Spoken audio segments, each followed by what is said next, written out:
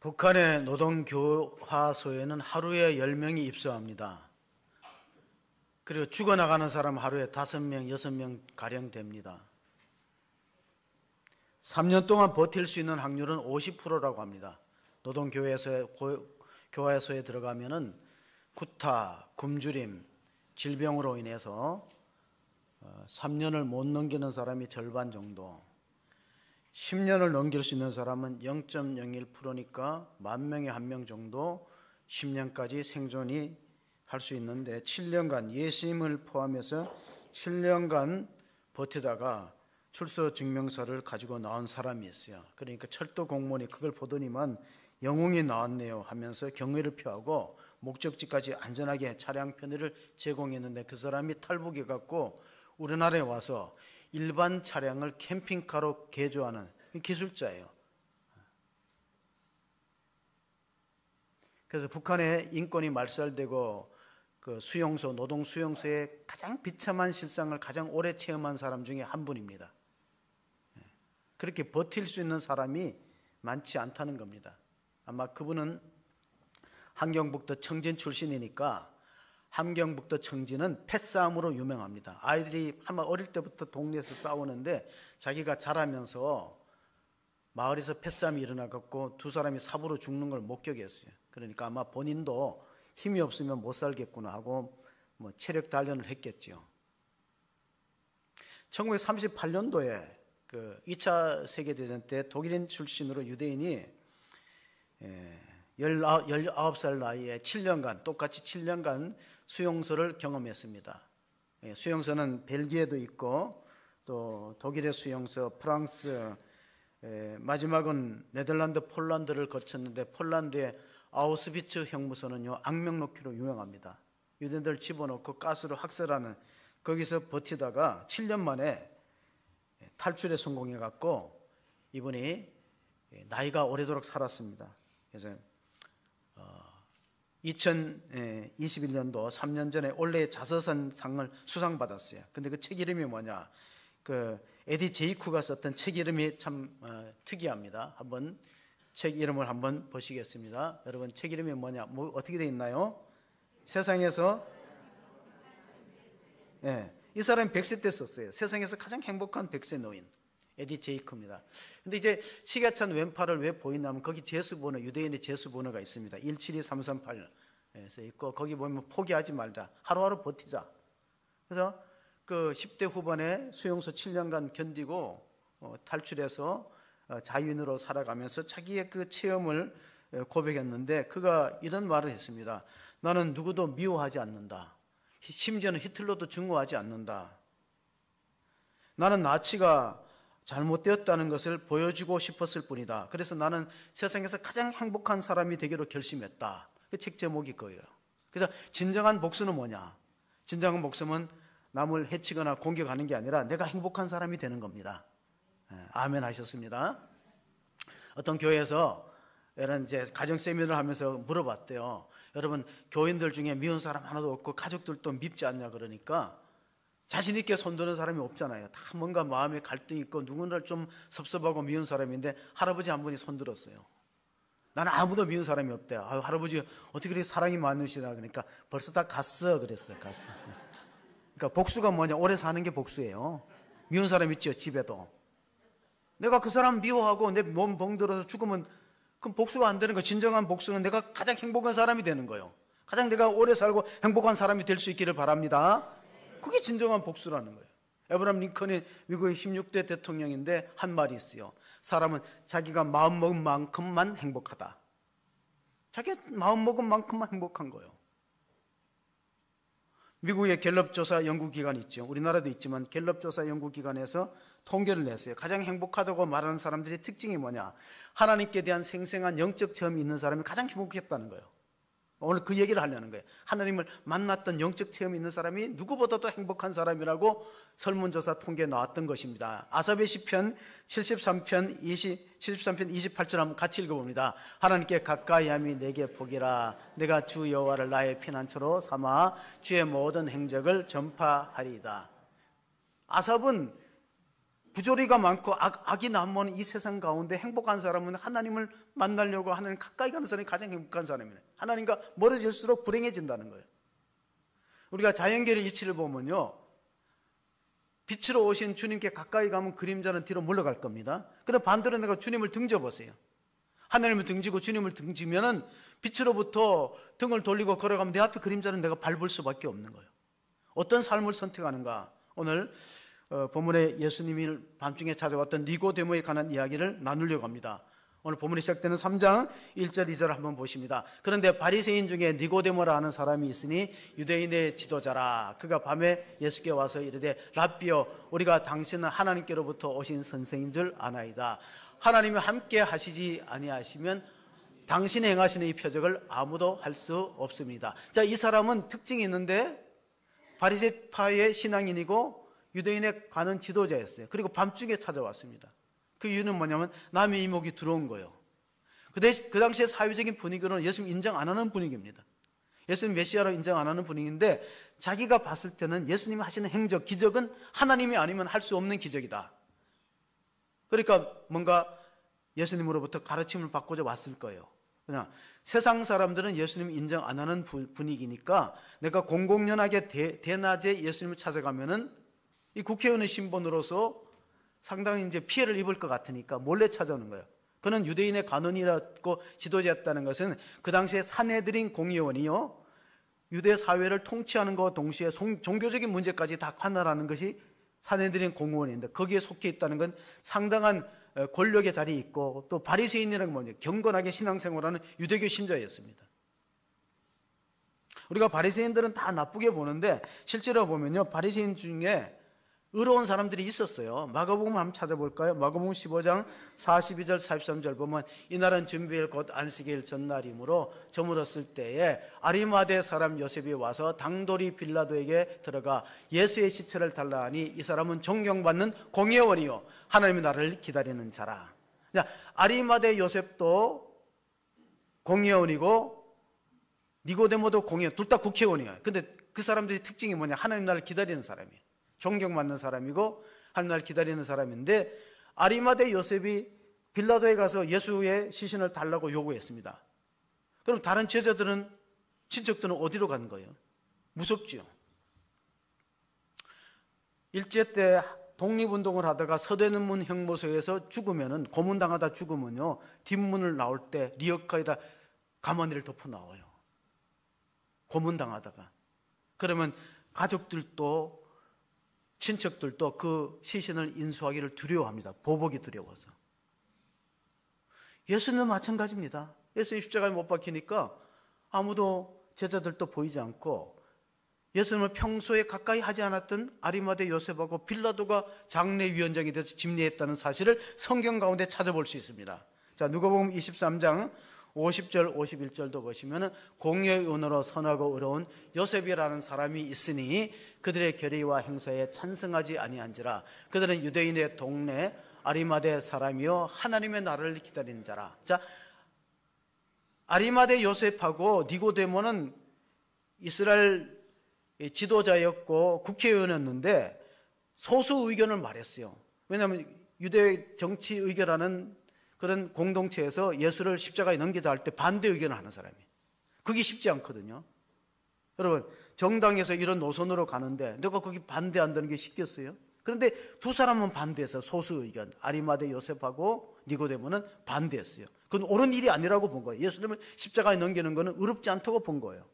그 사람들이 결국 예수님을 장례합니다. 요한복음 19장 38절 39절에 보시면은 아리마대 사람 요셉은 예수의 제자이나 유대인이 두려워 그를 숨기더니 2일 후에 빌라도에게 예수의 시체를 가져가기를 구하매 빌라도가 허락하는지라. 이에 가서 예수의 시체를 가져가니라.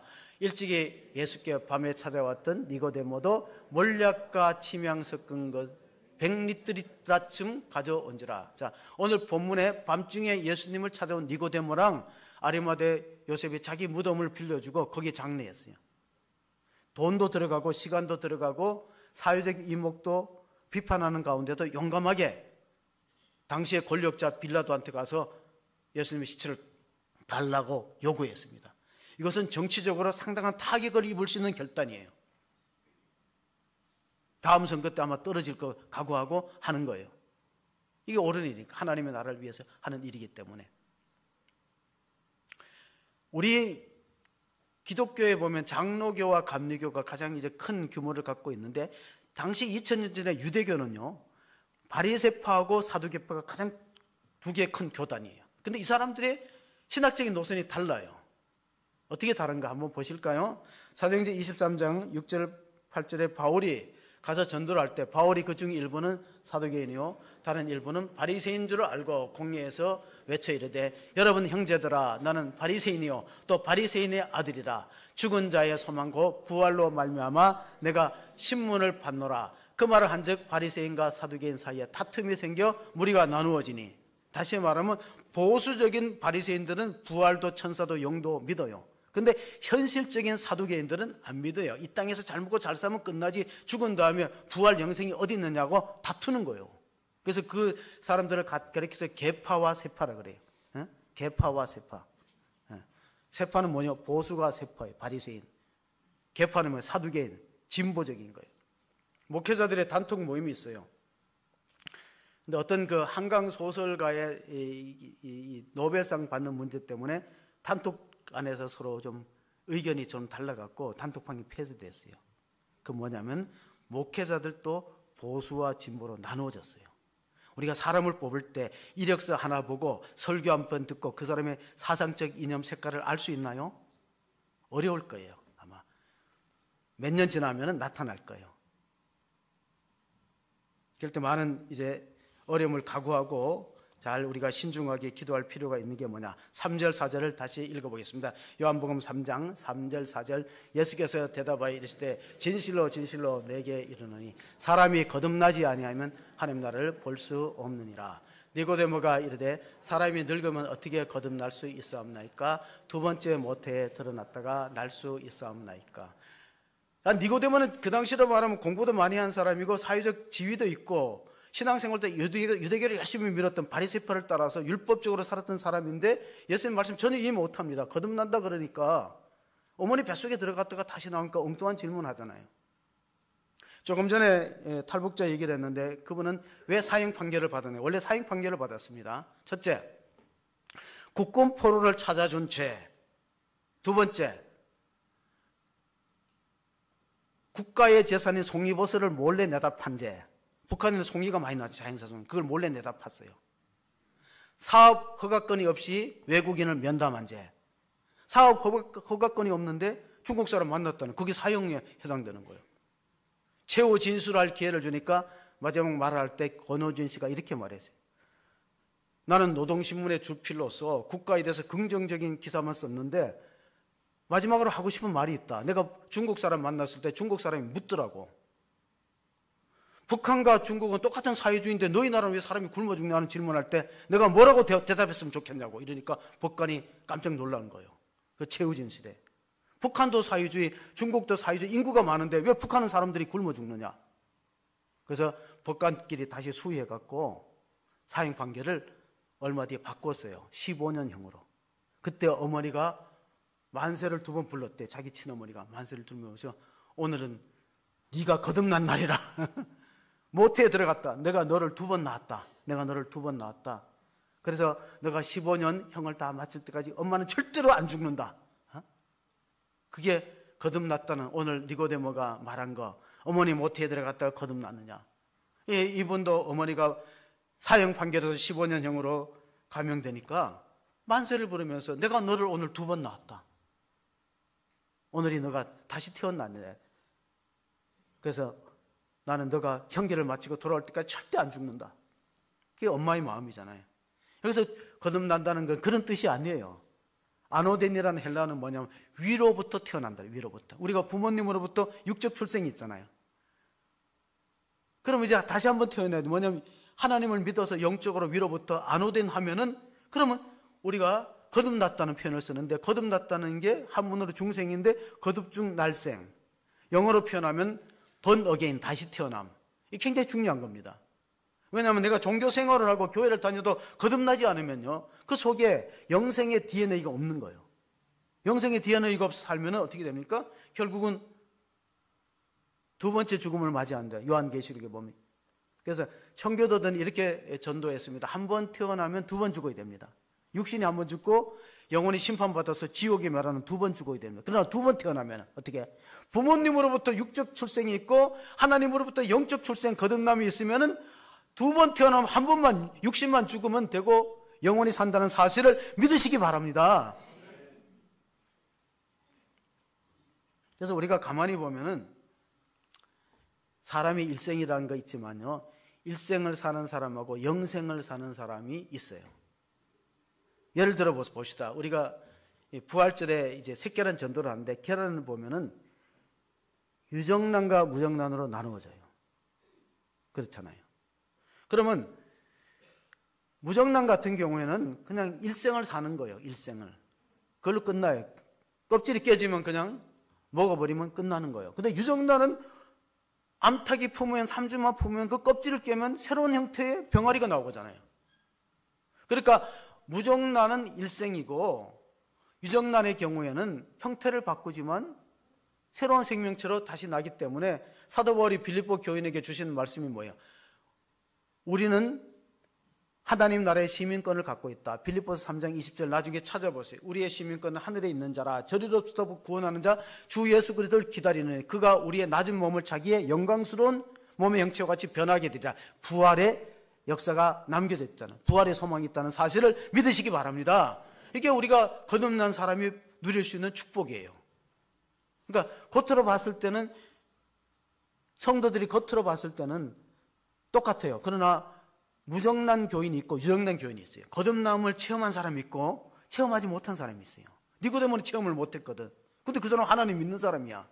교회를 다녀요. 바리새인파로서. 근데 영적 출생의 경험이 없다는 거예요.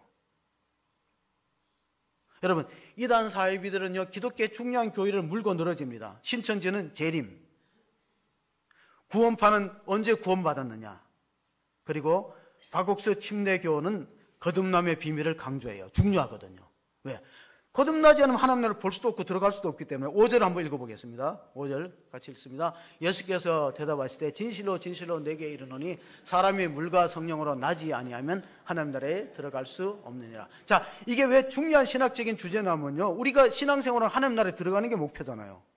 근데 하나님 나라에 못 들어가면은 그 많은 시간을 예배드리고 물질을 드리고 이런 게 무의로 끝나잖아. 그러니까 굉장히 중요한 신학적인 주제, 거듭났느냐? 당신은 거듭났느냐? 그 이제 이단들이 그거를 물고 늘어지는 거예요. 그래 많은 사람들이 기성교회에 나와서 거듭남의 체험이 없으니까 우린대로 오라. 그리고 이렇게 구원파들이 이렇게 말합니다. 당신은 언제 구원받았느냐? 여러분, 언제 거듭났는지 모를 수가 있는 거예요. 근데 또 물어봅니다. 당신의 생일은 몇 월 며칠인지 아는데 당신이 구원받은 날은 왜 모르냐? 그러니까 그런 교회 다니지 마라. 여러분, 여러분의 생일이 여러분이 아는 거예요? 부모님이 알려준 거예요? 왜 대답을 확실하게 안 하는 거는 여러분이 태어날 때 달력을 봤다는 얘기잖아요. 그렇게 똑같은 이치로 물과 성령으로 거듭난 확실한 날짜를 사도 바울처럼 아는 그런 그리스도인이 있는가 하면은 모를 수 있는 거예요. 부모가 알려주지. 계속해서 우리가 6절 7절을 보시겠습니다. 육으로 난 것은 육이요 영으로 난 것은 영이니 내가 내게 거듭나야 하겠다는 말을 놀랍게 여기지 말라. 거듭남의 주제는 아주 중요한 주제라는 겁니다. 베드로전서 1장. 그럼 물과 성령으로 거듭나면 물이 뭐냐? 물과 성령으로 거듭나는 두 가지의 관문이 있는데 물이 뭐냐? 베드로전서 1장 23절을 보면 이렇게 되어 있습니다. 베드로전서 1장 23절 보시면은 너희가 거듭난 것이 썩어질 씨로 된 것이 아니요 썩지 아니할 씨로 된 것이니 살아있고 항상 있는 하나님의 말씀으로 되었느니라. 첫 번째 물은 물세례를 의미하기도 하지만 많은 신학자들이 말씀이라는 거예요. 거듭난 게 뭐로 됐다고? 말씀을. 어린아이들의 복음성가 보면 복음을 심었습니다. 복음이 싹이 났습니다. 복음이 자랐습니다. 30배 열매를 거뒀습니다. 이상하게 씨앗을 땅에 뿌리면요 뭔가 채소가 올라오잖아. 나무가 올라오잖아. 말씀이 여러분의 심령에 떨어지면요 거듭남의 역사가 있는 걸 믿으시기 바랍니다. 말씀이 중요해요. 말씀 속에 생명의 씨앗이 있어요. 그걸 믿음으로 받아들이면 거듭나는 거예요. 그럼 그 사람은 영생의 약속을 받은 사람이에요. 복된 사람이죠. 만일 우리가 땅의 것을 많이 가지고 있다 그래도 죽어서 소망이 없다면요, 그런 삶은 나이가 먹어갈수록 점점 더 절망에 휩습니다. 사도 바울이 믿음의 아들 디모데에게 나이가 많아서 이런 편지를 보냈어요. 디도서 3장 5절 7절을 보시면은 우리를 구원하시되 우리가 행한 바 의로운 행위로 말미암지 아니하고 오직 그의 공의하심을 따라 중생의 시청과 성령의 새롭게 하심으로 하셨나니 우리 구주 예수 그리스도로 말미암아 우리에게 그 성령을 풍성히 부어주사 우리로 그의 은혜를 힘입어 의롭다 하심을 얻어 영생의 소망을 따라 상속자가 되게 하려 하심이라. 다시 말하면 거듭난 사람은 하나님 나라를 상속받습니다. 천국을 유업을 받습니다. 그러나 거듭나지 않으면 영생의 소망도 하나님 나라의 상속자가 될 수가 없기 때문에 물과 성령으로 거듭난다. 근데 가만히 보면 우리가 육신이 출생할 때도 물속에서 자랍니다. 양수 속에서 자라요. 그 신비하잖아요. 그런데 가만히 보면 우리가 육적 출생은 어머니의 고통을 통해서 생명을 얻어요. 내 고통이 아니에요. 어머니의 고통. 마찬가지로 우리가 영생을 얻는 것도 하나님의 공의하신과 은혜를 통해서 주님의 십자가의 죽으심과 부활에 근거 둔 것을 믿으시기 바랍니다. 십자가 부활을 통해서 내가 거듭나는 것이지 내가 내 노력으로 거듭나는 것은 아니라는 겁니다. 50년 전에 1974년도 50년 전이지. 미국에 중요한 정치적인 사건이 있었어요. 그게 뭐냐면 민주당상 도청 사건, 워터게이트 사건이에요. 그 닉슨이 그것 때문에 재선에 실패했잖아요. 그때 닉슨 보좌관으로 있던 법률 자문이었던 찰스 콜슨이요, 그 일로 감옥에 들어갑니다. 정치적인 사건 때문에 자살하는 사람도 있고 감옥에 들어가는 사람도 있는데 찰스 콜슨은 감옥에 들어갔어요. 워터게이트 사건 때문에. 나르는 새도 떨어뜨린다고 했던 그런 권력자가 백악관 옆에서 자기 그 숙소가 있으면서 닉슨을 그렇게 도왔던 그가 하루아침에 이제 죄수가 되었죠. 그런데 그 상원 의원들 세 사람이 해트필드, 후스, 키에라는 사람들이 기도 시간을 정해서 야, 우리가 찰스 콜슨한테 복음을 전하자, 전도하자. 매일 기도 시간에 정해서 기도하고 책을 넣어줬어요. 성경책과 C.S. 루이스의 순전한 기독교 이걸 넣어줬어요. 근데 그것 때문에 그가 회심한 게 아니고 키에라는 사람이 그의 형기가 얼마 남지 않았을 때 법률, 그가 변호사 출신이기 때문에 법률 그 의뢰를 했습니다. 법조문을 의뢰해갖고 그 유능한 찰스 콜슨이 빨리 나와서 정치적인 일을 하고 자기가 대신 감옥에 들어가면 어떻게 했냐고 판례를 조사해 보니까 과거에 그런 판례가 있지만 지금 사문화됐어요. 그러니까 남을 대신해서 형기를 살아줄 수 없다는 거야. 그런데 그 소식을 누가 듣냐면 찰스 콜슨이 들어요. 아니, 이 사람들이, 기독교인들이 나를 위해서 전도하려고 기도만 하는 게 아니라 키에라는 미국의 상원 의원이 자기 대신 감옥에 들어가고 6개월 자기는 형을 살고 풀어주겠다. 감동을 받은 거예요. 그 사랑 때문에, 희생 때문에. 그래서 그가 무릎을 꿇고 예수를 구주로 영접하고 쓴 책이 거듭남이라는 번어게인이야. 미국에서 엄청 팔렸어요. 찰스 콜슨의 거듭남. 오늘 거듭남은 중생이고 중생은 신비다. 이 생명이 자라나는 것 신비듯이 여러분이 거듭나는 건 신비로운 거예요. 그래서 영생의 소망을 갖게 되었다. 거기에 비하면은 중요한 정치적인 사건은 아무것도 아니에요. 휴지에 불과하다는 거예요. 하나님 나라를, 천국을 유업으로 받고 영생을 얻는다는 것에 비하면요, 이 세상 사건들은 미미하다.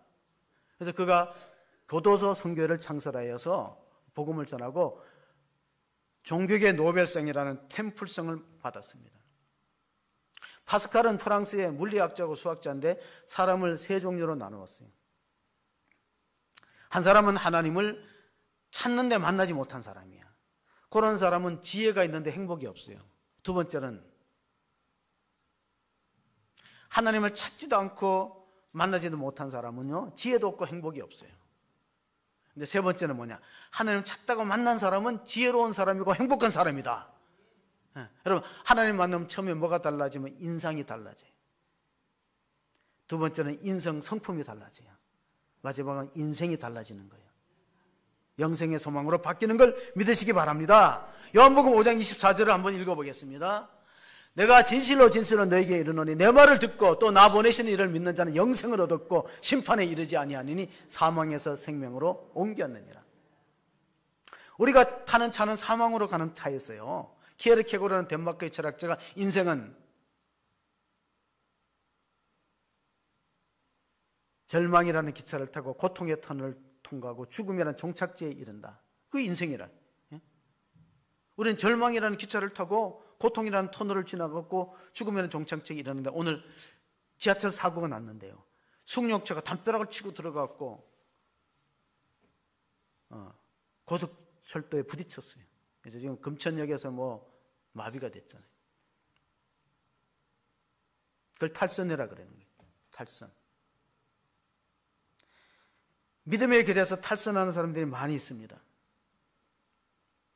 자기 딴에는 지혜로운 선택일지 몰라도 하나님 보실 때는 불행한 선택이죠. 대학생들을 중심으로 선교하는 CCC라는 단체가 있어요.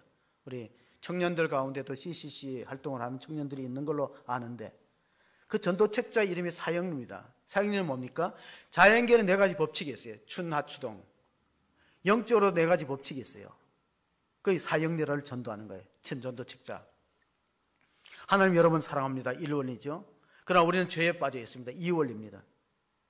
이 죄의 문제는 누구도 해결할 수 없습니다. 그건 예수님 십자가만이 해결할 수 있는 유일한 길입니다. 3원입니다. 4번째 원리가 영접해야 돼요. 예수님을 나의 구주로 영접하면은 그런 거듭남의 체험이 있고 그런 사람은 하나님의 자녀로서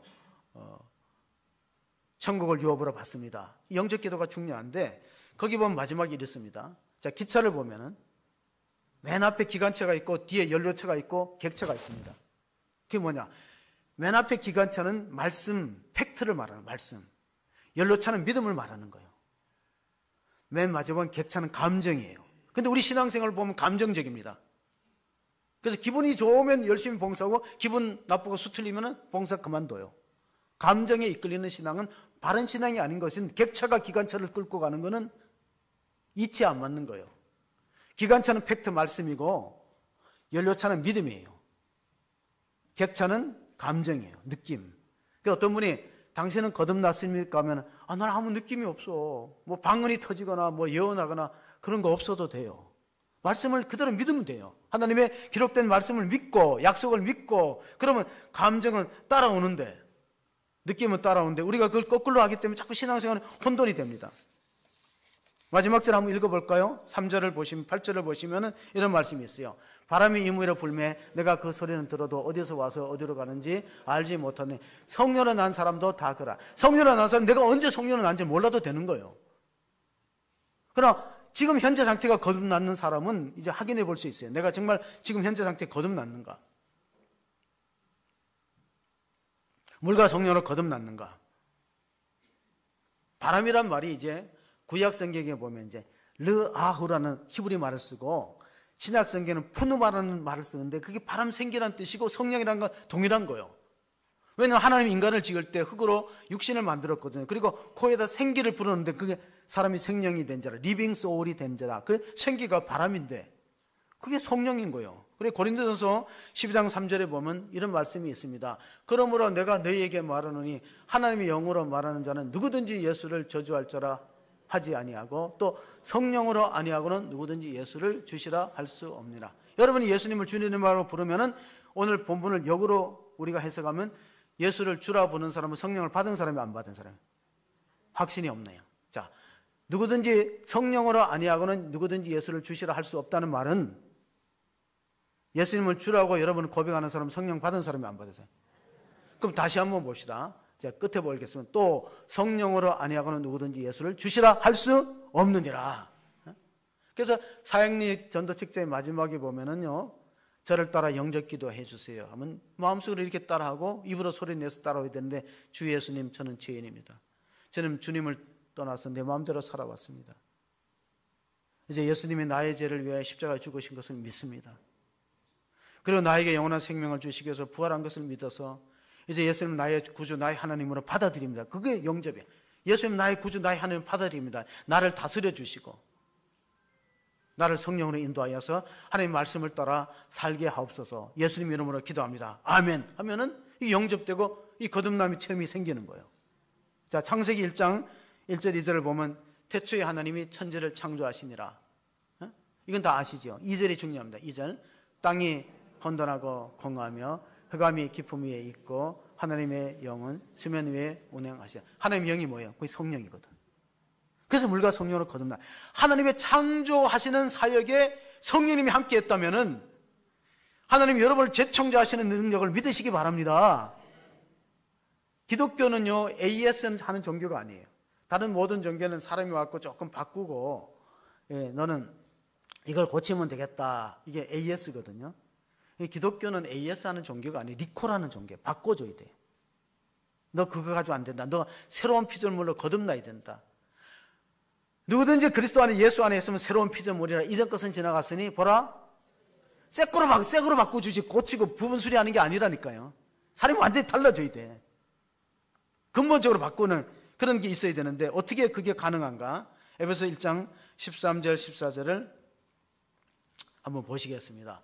그 안에서 너희도 믿어 진리의 말씀 곧 너희의 구원의 복음을 듣고 그 안에서 또한 믿어 약속의 성령으로 인치심을 받았으니 이는 우리의 기업의 보증이 되사 그 얻으신 것을 성령하시고 그의 영광을 찬송하게 하려 하십니다. 여기다 똑같이 약속의 말씀 성령으로 도장 찍어서 우리가 구원받은 백성이라는 보증이 되었다는 거예요. 하나님 나라 기업의 보증이 된 걸 우리가 믿는다면 성령의 인침이 뭐냐?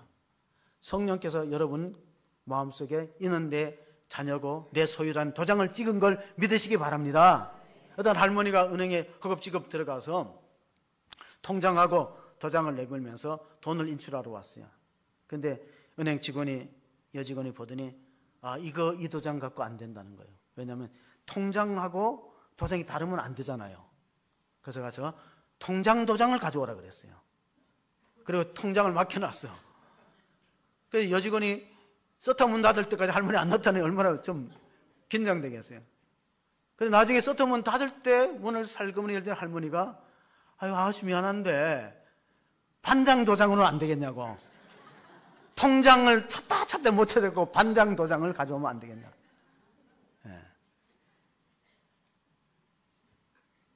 그 은행 직원은 통장하고 같은 도장을 가져와야 인출이 된다는 뜻이고, 할머니는 통장 도장을 자기 사는 주변에 통장 도장 받아와야 되는 줄 알고 통장 도장 빌리러 가니까 만날 수가 있나요? 제가 왜 이 말씀을 하겠어요? 여러분은 성령의 인을침을 받았다는데 그걸 믿지 않는 사람들이 있는 거예요. 성령의 인침을 받고 약속의 기업의 보증으로, 도장은 뭔 뜻이냐? 소유의 뜻이 있고 보증의 뜻이 있고 약속의 뜻이 있는 거예요. 성령의 인침을 받았다는 건 뭡니까? 너는 구원받은 백성으로 천국 간다는 확신을 주는 거예요. 근데 우리가 확신이 없어. 그래서 가끔 가다가 부흥 강사들이 물어보지. 오늘 죽으면은 천국 갈 수 있는 사람 손 들어보세요 하면은 나만 손 들잖아. 사실 그게 이제 성도들한테 물어보기 어려운 질문이거든요. 근데 오늘 보니까 약속의 성령으로 도장을 찍었다는데, 하나님의 도장 찍었다는 건 뭡니까? 직인을 찍었다는 건 확실히 책임지겠다는 소유에 대한 보장인데 우리가 안 믿는 거예요. 우리한테 확신이 없는 거기 때문에 베드로전서 1장 3절 4절에 사도 베드로가 우리 주 예수 그리스도의 아버지 하나님을 찬송하리로다. 그의 많으신 긍휼대로 우리를 예수 그리스도를 죽은 자 가운데서 부활하시기로 말미암아 우리를 거듭나게 하사 산 소망이 있게 하시며 썩지 않고 더럽지 않고 쇠하지 아니하는 유업을 있게 하시나니 곧 너희를 위하여 하늘에 간직하신 것이라. 예수님만 거듭남을 강조한 게 아니라 사도 베드로도 하나님의 말씀으로 거듭나고 예수님의 십자가 부활로 거듭난다는 사실을 말씀하고 있는 걸 우리가 기억할 수 있기를 바랍니다. 그거 자꾸 화면이 빨리 넘어가는데 3절 한번. 그의 많으신 긍휼대로 예수 그리스도 죽은 자 가운데 부활하게 하심으로 우리가 거듭난 거예요. 만약 예수님이 부활하지 않았다면 우리가 거듭남이 없고 산소망이 없지요. 그러니까 여러분은 얼마나 복받은 사람인 걸 내가 모르는 거예요. 내가 자신이. 옛날에 어떤 어머니가 아기를 얻고 찾았다는 거예요. 업은 아기를 얻고 우리 아기가 어디 갔나 찾았다는데, 물론 이제 그거는 정말 드문 이야기지만 우리가 정말로 하나님 주신 이 복을 모르는 채 신앙생활을 할 수 있기 때문에 증거를 한번 찾아보면 우리가 에베소서 5장 8절 9절 보면 우리가 빛의 아들이 되면은 너희가 전에는 어둠이 되니 이제는 주 안에서 빛이라. 빛의 자녀들처럼 행하라. 빛의 열매는 모든 착함과 의로움과 진실함에 있느니라. 자, 빛의 열매를 맺고 있는 사람은 성령으로 거듭난 사람이라는 것을 강조하는 겁니다. 착함과 의로움과 진실함. 어둠의 열매는 뭡니까? 거짓됨과 약속 위반과 그리고 배신하고 악을 행하고 이런 것들은 다 어둠의 열매죠. 초대교회가 부흥된 이유 가운데는 바나바라는 탁월한 인물, 평신도 지도자가 있었습니다. 바울은 목회자의 표본이라면 바나바는 평신도의 표본입니다. 바나바는 어떤 사람이었는가? 우리 사도행전을 읽어보면은 사도행전에 바나바는 구브로 출신, 사이프러스 섬 출신입니다. 그리고 바나바는 마가 요한의 외삼촌입니다. 그러니까 그 초대교회 마가의 다락방이 있잖아요. 그 마가의 다락방이 마리아의 집인데 마리아와 바나바는 그 온누이 관계죠. 오빠 동생 관계. 또 아니면 누나 동생 관계가 그 조카가 바로 마가 요한. 그 사람은 구브로의 땅을 팔아갖고 사도들의 발 앞에 바쳤어요. 그리고 그 사람에 대한 평가는 사도행전 11장 24절에서 26절까지 나와 있는데 바나바는 어떤 사람이었는가 한번 살펴보기 바랍니다. 사도행전 11장 24절에 바나바는 착한 사람이에요. 성령과 믿음이 충만한 사람이라 이에 큰 무리가 주께 더하여 지더라. 바나바가 사울을 찾으러 다소로 가서 만남에 안디옥에 데리고 와서 둘이 교회 1년간 모여 있어 큰 무리를 가르쳤고 제자들이 안디옥에서 비로소 그리스도인이라는 일컬음을 받게 되었더라. 그리스도인이라는 그 당시의 표현은 예수쟁이란 뜻입니다. 그런데 그 당시에는 그게 조롱의 뜻이 아니고 존경의 뜻입니다. 지금은 기독교가 신뢰를 많이 잃었어요. 교회마다 상당한 갈등과 분쟁이 있어서 그래서 사회적인 공신력을 많이 잃어버리고 있습니다. 그런데 그 당시에는 상당한 존중을 받고 교회 사람들을 무서워합니다. 교인들은 진실하다. 교인들은 죽음을 두려워하지 않는다. 교인들은 소유를 초월해서 그리스도 앞에 모든 걸 드리고 헌신하는 일꾼들이 많다 하는 그런 두려움의 대상이 되었는데 바나바는 착한 사람이고 성령과 믿음이 충만한 사람이고 그래서 안디옥 교회가 최초의 이방인 교회입니다. 예루살렘 교회가 모교회고 안디옥 교회 파송할 때 누구를 보내냐? 바나바를 보내고 바나바는 또 바울을 불러갖고 나랑 같이 목회하자. 나를 도와달라. 협력 선교를 합니다. 그래서 거기서 크게 부흥을 이뤘던 지역이 이방 선교지 바로 안디옥이라는 지역입니다. 수리아의 안디옥입니다. 베드로전서 2장을 읽어보면 우리가 거듭났다면은 갓난 아이와 같이 신령한 젖을 사모하라 그랬어요. 베드로전서 2장 1절에 너희가 거듭났느냐? 그럼 영적인 출생이 있었다. 아이가 태어나면 젖을 찾듯이 성도가 거듭나면 말씀을 찾게 돼 있어요. 신령한 젖을. 그 사람은 거듭난 사람이야. 근데 난 말씀을 읽지도 않고 듣지도 않고 관심도 없고 설교를 들어도 하나님의 말씀을 안 들린다. 거듭나지 않은 사람이에요. 거듭난 사람은 아기가 육적 출생이 있으면 젖을 달라는 아기가 정상이듯이 영적 출생, 거듭남이 있으면 말씀에 대한 갈급함이 있는 것이 정상인 거예요. 그게 거듭난 사람의 특징이에요. 또 하나 거듭난 사람의 특징이 뭐냐면요, 모든 일에나 말에나 예수의 이름으로 하나님께 감사하고 찬양하는 사람이 거듭난 사람인 걸 믿으시기 바랍니다. 그게 골로새서 3장 17절에 있어요. 모든 일에나 말에나 예수의 이름으로 나는 일어서리라. 그런 찬송가 있잖아요. 원수가 날 향해도 쓰러지지 않고 다시 일어나고 주가 주신 능력으로 성령의 능력으로 일어날 수 있는 사람이 바로 그 속에 일어날 수 있는 힘이 왜 있을까요? 우리가 오뚜기를 보면 오뚜기 안에 무게추가 있기 때문에 실패하고 좌절해도 일어서잖아요. 성령이 우리 안에 있는 사람은요 일어서는 거예요. 다시 원수가 날 에워싸도 다시 일어설 수 있는 힘이 있는 것은 그가 모든 일에나 말에나 예수의 이름으로 하나님께 감사하는 신앙생활. 그래서 우리가 보면은 감사하는 사람을 당해낼 장사가 없어요. 감사하는 사람은 병도 못 당합니다. 감사하는 사람한테 기적이 일어난 걸 믿으시기 바랍니다. 끝으로 마지막으로 모세의 노래가 신명기 33장 29절에 있어요. 그 모세의 노래 가운데 행복이란 단어가 나옵니다. 성경에는 축복이란 말은 많은데 행복이란 단어가 많지 않아요. 신명기서에 있는데 신명기 33장 29절에 이스라엘이여 너는 행복한 사람이로다. 여호와의 구원을 너같이 얻은 백성이 어디 있느냐. 다시 말하면 구원의 확신이 있는 사람이 가장 행복한 사람인 걸 믿으시기 바랍니다. 그 사람은 행복한 사람이에요.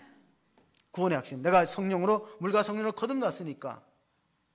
우리가 기도할 때 예수의 이름으로 기도하지 않습니까? 그러니까 하나님 나라의 비밀번호가 뭐냐? 예수님의 이름이에요. 우리가 아무리 많은 돈을 갖고 있어도요, 비밀번호가 틀리면은 인출이 안 돼. 그러나 하나님 나라의 영적 자원이 많더라도 우리가 무엇으로 모든 일을 할 때 예수의 이름을 하고, 우리가 말하는 것도 결정하는 것도 예수의 이름을 하고, 그 이름을 힘입어서 하나님 앞에 다시 일어날 수 있는 용기가 있고 감사하는 생활, 감사가 풍성한 것이 성령 충만의 특징이다 하는 걸 기억하는 성도가 되시기를 주의 이름으로 축원합니다. 아멘. 하나님 아버지 감사합니다. 오늘 또 12월 첫 주일 예배를 하나님께 올려드립니다. 하나님 아버지, 니고데모는 유대인의 간원이고 또 바리새인의 신앙생활을 했지만 거듭남의 비밀을 몰랐습니다.